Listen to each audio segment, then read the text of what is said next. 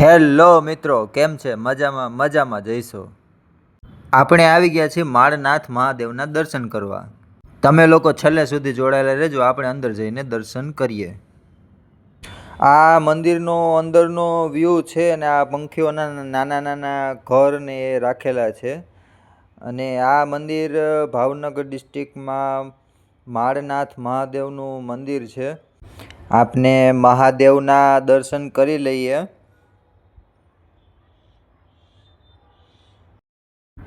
અમે હવે મહાદેવના દર્શન કરી લીધા છે અને ચાલો થોડુંક બહારનું આપણે વ્યૂ જોઈ લઈએ.